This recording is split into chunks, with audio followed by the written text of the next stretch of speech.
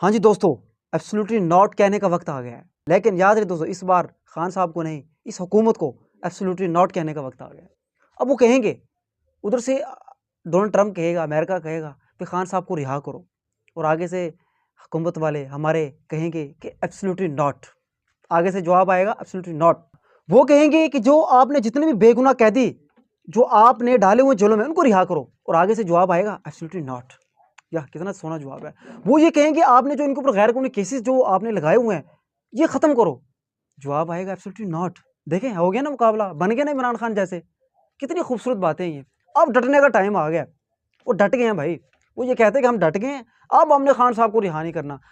वो आपकी जो जेलों के अंदर जो 90 साल की जो माँ है यास्मीन राशिद, जो आपने उसको डाला हुआ है, उसको रिहा करो, कहेंगे एब्सोल्युटली नॉट।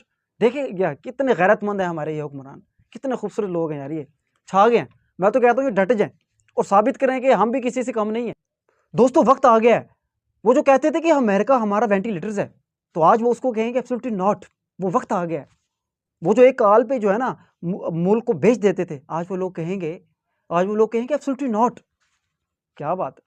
वो जो कहते थे बैगर्स कांट बी चूजर्स, आज वो स्टैंड लेंगे और वो कहेंगे एब्सोल्युटली नॉट कि हमने खान साहब को रिहा नहीं करना, हमने बेगुनाह कैदियों को बाहर नहीं करना, हमने यास्मीन राशिद को बाहर नहीं लाना, हमने जो गैर कानूनी केसेस किए हुए, झूठे केसेस किए हुए हैं, हमने वो खत्म नहीं करने। दोस्तों मैं तो सलूट पेश करता हूँ, सलाम पेश करता हूँ इस हुकूमत को कि वो छा गया है, वो जीत गया है। जिंदाबाद।